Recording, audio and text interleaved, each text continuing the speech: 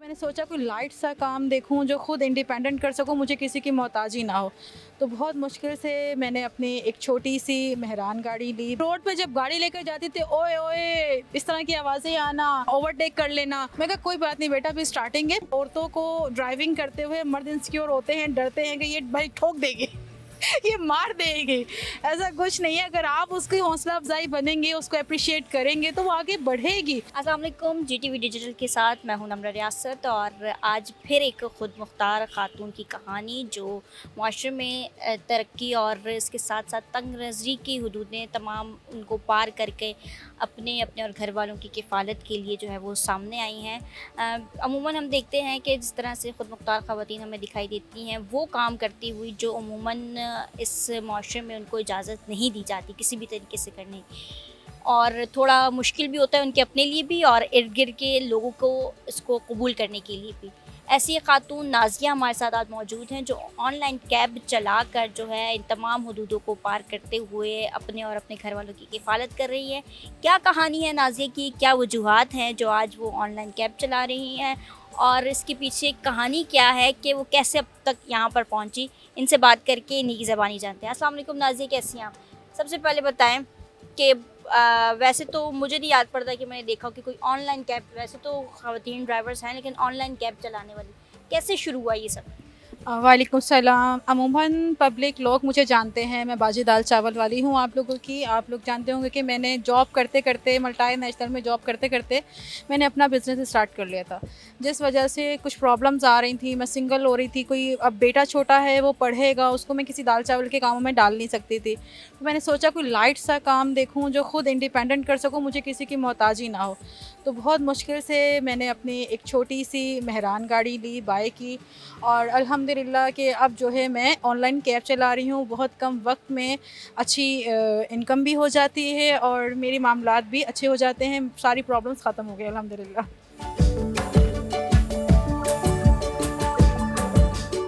अच्छा, जैसे आपने बताया कि दाल चावल से काम शुरू किया तो वहाँ से कहानी शुरू हुई, लेकिन ये वाला काम बिल्कुल उससे मुख्तलिफ है। वहाँ से इसमें कन्वर्ट होने में क्या ख़्याल आया या क्यों सोचा गया कि ये इस काम का इंतखाब किया? बेसिकली सेटअप था खुद इंडिपेंडेंट, खुद ही बाय करना, कटिंग करना, ले जाना बाइक के ऊपर। मैंने छोटे बच्चे भी रखे, उनकी कफ़ालत की ज़िम्मेदारी भी ली ताकि मैं बच्चों को रखूं, मेरा मेरा मतलब राइट हैंड बने। लेकिन वही बात है कि मिसाल बड़ों ने दी, बेवजह नहीं दी, बिल्कुल सही दी है कि कोई आपको कमा के नहीं देता। और मैं घर से पका के लेके जा रही हूँ, भाई आज स्टॉल लगेगा, बच्चा है वो हेल्प करेगा, देखा तो स्टॉल बंद, बच्चा आया ही नहीं है। अब मैं परेशान हूँ, यानी कि मैं 4 साल में इस कदर परेशान हो गई कि मैं क्या करूँ। फिर मैंने उस काम को मैंने अपने घर में ट्रांसफ़र कर लिया। कोई ऑर्डर्स वगैरह आते तो घर से बना कर देती हूँ। यही सोच के मैंने स्टार्ट किया कि मैं इंडिपेंडेंट अकेले वो काम करूँ जो इंडिपेंडेंट कर सकूँ। अब जॉब में तो अच्छी सैलरी नहीं है, टाइमिंग बहुत लंबी है, तो मुझे ये काम समझ आया कि ऑनलाइन टैक्सी चलाते हैं। चलें, ये भी बड़ा एक ज़बरदस्त सा काम है, एक नया तजर्बा है, नई चीज़ें हैं। इसके साथ हमें ये बताएं कि क्योंकि ये काम बिल्कुल मुख्तलिफ है, हर किस्म का पैसेंजर इस गाड़ी में बैठता है, कोई ऐसी कुछ चीज़ें शेयर करें जो बड़ी आपको शुरू में बहुत मुश्किल हुई उसको बर्दाश्त करने में या उसका सामना करने में? बहुत सारी मुश्किलात हैं। देखिए, ये मर्दों का माशरा है। सबसे पहले मर्द औरत को एक्सेप्ट ही नहीं करता कि वो हमसे 4 कदम आगे बढ़े। मैं रोड पे जब गाड़ी लेकर जाती थी, ओए ओए इस तरह की आवाज़ें आना और कट कर जाना और मतलब कि अपने आप को आगे बढ़ लेना, ओवरटेक कर लेना। मैं कहा कोई बात नहीं बेटा, अभी स्टार्टिंग है, फिर मैं ओवरटेक करूँगी। अब मैं बसों को भी ओवरटेक कर देती हूँ। मैं कहा आ जाओ भैया, आ जाओ मैदान में, क्योंकि हम औरतें भी किसी से कम नहीं हैं। कहते ना, उठ बांध कमर क्या डरता है, फिर देख क्या खुदा क्या करता है। अगर औरत चाहे तो वो सब कुछ कर सकती है। जिसके हलाल कमाने के लिए अगर वो कोशिश करे, वो कुछ भी हो, पायलट भी बन सकती है, वो सब कुछ कर सकती है अगर वो करना चाहे तो। बहुत सारी मुश्किलात है। एक तो ये मुश्किलात है, उसमें दूसरी मुश्किलात ये है कि लोग 500,000 रुपीज़ देते हैं, समझते हैं कि ड्राइवर भी हमने बाय कर लिया है, गाड़ी भी हमने बाय कर ली है और हमें फ्रंट सीट पे बैठना है। मैं कहती बिस्मिल्लाह करो, पीछे बैठो, आप ज़रूरत नहीं है आपको आगे बैठने की। ये भी प्रॉब्लम्स आती हैं। और दूसरी प्रॉब्लम ये है कि एटीट्यूड वगैरह आते हैं, आदमी वगैरह के मसले मसाइल आते हैं। लेकिन मोस्टली 90% मुझे बहुत अच्छे पैसेंजर्स मिलते हैं। बहुत अच्छे लोग मिलते हैं, अप्रिशिएट करते हैं, लेकिन मर्द हजरात तो जेलिस होते हैं। माजरत के साथ सब लोग देख रहे हैं, काफ़ी मर्द भी देख रहे हैं, आप लोग बहुत जलते हैं। आप लोग अप्रिशिएट करो यार, लड़कियों को आगे बढ़ें। वो भी क्या आप ही ड्राइवर हो सकती हैं, लेडी ड्राइवर नहीं हो सकती? बस यही मसले मसाइल है। सबसे बड़ा मर्द जो है ना, उसी का इशू है कि वो औरत को आगे बढ़ने नहीं देता। यकीनी तौर पर ऐसे बहुत से लोग हमारे आसपास होते हैं जो आगे बढ़ने के लिए हमारे लिए रुकावटों का सबब बनता है, चाहे वो मर्द हों या ख़वातीन हो, क्योंकि ख़वातीन भी ख़वातीन से जो है वो जलती हैं।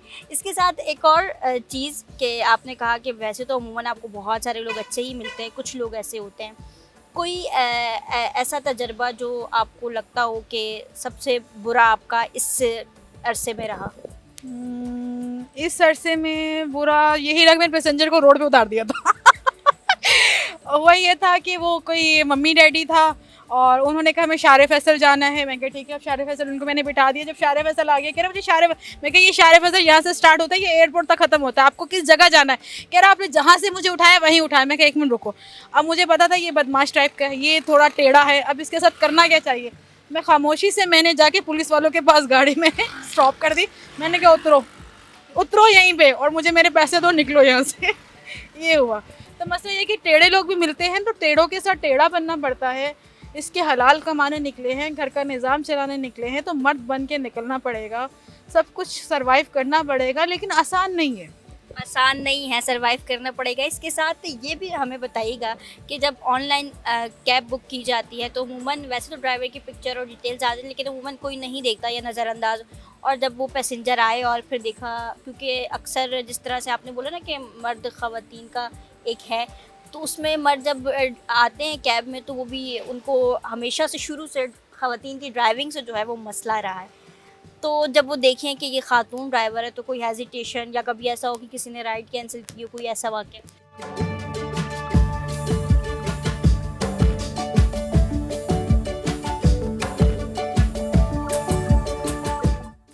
बहुत सारे ऐसे इश्यूज आए हैं कि जब राइड बुक करते हैं, लोग राइड बुक कर लेते हैं, लेकिन मुझे बहुत अप्रिशिएट करके जाते हैं। एक अभी लास्ट वीक का ही वाक़या है। एक मर्द हजरात बैठे थे और जब उन्होंने बैठा तो कह रहा है एक और ख़ातून थी जिनके साथ मैं बैठा था, लेकिन मैंने बीच रास्ते में उनको कहा कि आप प्लीज़ प्लीज़ यहीं रोक दें। मैंने कहा क्यों? कह रहा मैंने उनके अमाउंट उनको दे दी थी, लेकिन बहुत बुरी ड्राइविंग कर रही थी। वाकई में औरतों को ड्राइविंग करते हुए मर्द इंसिक्योर होते हैं, डरते हैं कि ये भाई ठोक देगी, ये मार देगी।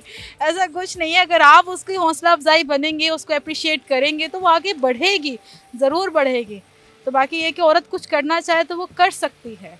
तो आप लोगों से रिक्वेस्ट है, प्लीज़ आगे बढ़ाएं औरतों को, उसकी हिम्मत ना तोड़े। नहीं, तुम तो औरत हो, घर में बैठो, बच्चों को संभालो, खाना पकाओ। अब देखिए मैं सिंगल पेरेंट हूँ, मेरा एक बेटा है, माशाल्लाह हाफ़िज़ कुरान है अल्हम्दुलिल्लाह। काफ़ी मैं इंटरव्यूज़ दे चुकी हूँ, उसमें बताती थी कि मेरा बच्चा हिफ्ज़ कर रहा है, अल्हम्दुलिल्लाह अब कर चुका है। तो कहने का मसला है, घर का निज़ाम चलाने के लिए, अपने बेड़ा उठाने के लिए औरत निकलती है, तो उसको अप्रिशिएट करें, उसको सपोर्ट करें, उसकी हेल्प करें। मैं आपसे ये बात शेयर करना चाहूँगी, सुबह 6 बजे एक राइड आएगी मेजर के नाम से। मेजर के नाम से राइड आएगी, वो कहेगा कि आपने मेडिसिन शूज़ वगैरह एयरपोर्ट से आपने बाय करने, 15,000 देने। फर्स्ट राइड थी, मुझे पता नहीं था, मैंने एक्सेप्ट कर ली। कह रहा है जी नाज़िया आपको पता है कि आपने एयरपोर्ट से ये चीज़ें रिसीव करने में। कहा जी जी मुझे पता है, मैं आपको 3,000 एक्स्ट्रा दे दूँगा, लेकिन ये है कि आपने जो है ना मेडिसिन आपने बाय करके लानी है 15,000 की। मैं कहा एक काम करती हूँ, मेरे पास तो 15,000 नहीं है। काफ़ी लोग तो बेवकूफ़ बन जाते हैं। अब मैंने तो बहुत सारी जगहों पे मतलब सर्वाइव किया है, देखा है, मैनेज किया है कि आदमी ये फेक चीज़ें होती रहती हैं। मैं कहा एक काम करती हूँ, आपका घर तो थोड़ी सी फासले पर है, अगर आप ऑनलाइन नहीं कर सकते तो मैं आपके पास आ जाती हूँ, आप मुझे अमाउंट दे दीजिए, मैं ले आती हूँ। उसने राइड कैंसिल कर दी। बहुत सारे इश्यूज़ होते हैं, मर्द हजरात भी इनसिक्योर होते हैं, काफ़ी राइड्स भी कैंसिल होती हैं, लेकिन काफ़ी एक्सेप्ट होती हैं। तो जब भी तो अपना घर का निज़ाम चला रही हूँ अल्हम्दुलिल्लाह।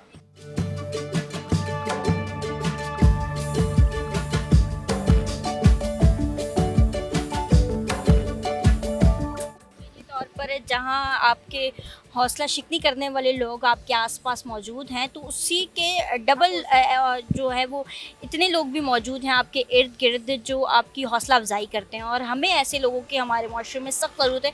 ये सिर्फ ख़वातीन की बात नहीं है, बच्चे भी अगर कुछ करें उनकी हौसला अफजाई करें, मर्द हजरात भी कुछ करें, कुछ करना चाहें खुद से, तो उनकी भी हौसला अफजाई ज़रूरी है। हौसला अफजाई जो है वो हमेशा इंसान को मज़ीद हौसला देती है और आगे बढ़ने की ताकत देती है।